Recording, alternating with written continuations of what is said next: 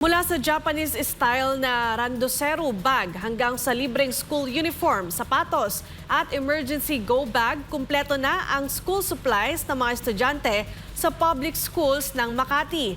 Ayon kay Mayor Abby Binay, layunin nilang bigyan ng dignidad ang bawat estudyante ng lungsod at tiyaking wala ng dahilan para hindi pumasok sa paaralan.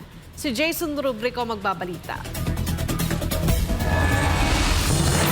Para kay Aling Panesa, isang magulang na may 3 anak na sabay-sabay papasok ngayong June 16, isang malaking ginhawa ang natanggap nilang mga school supplies ngayong pasukan. Construction worker lang ang kanyang asawa, kaya't malaking bagay ang ganitong suporta mula sa lokal na pamahalaan. Mula elementarya hanggang high school, tumanggap ang mga estudyante ng Makati ng Japanese style na randosero bag, Airbnb 6.0 shoes, school uniforms, black shoes, emergency go bags at hard hats. Ayon kay Mayor Abby Binay, hindi na dapat maging hadlang ang kakulangan sa gamit o pera para makapag-aral ang mga bata sa lungsod. Wala na dapat rason para hindi makapasok ang mga anak.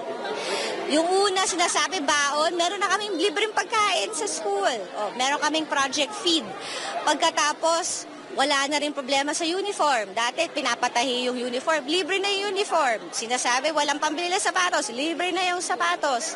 So, there's really no reason for a parent to say na drop out yung anak nila maliban sa hindi nag-aaral yung anak.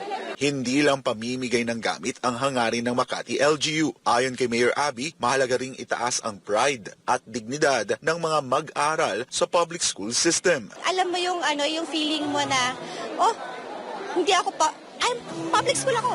Pero may dignidad.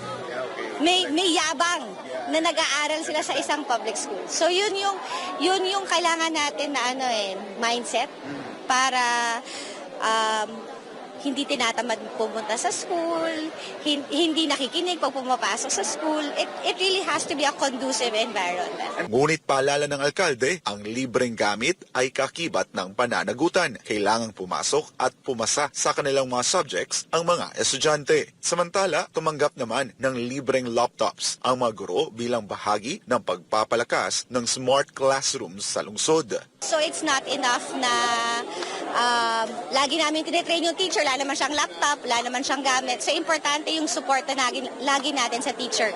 Kung hindi masaya at walang angkop na kagamitan ang teacher, anong ituturo niya sa estudyante? Ang pamamahagi ng school supplies at laptops ay bahagi ng Brigada Eskwela 2025 ng Makati. Magpapatuloy ang Brigada Eskwela hanggang June 13 bilang paghahanda sa pagbubukas ng klase sa June 16. Para sa Diyos at sa Pilipinas kung mahal, ako si Jason Rubrico, SMNI News.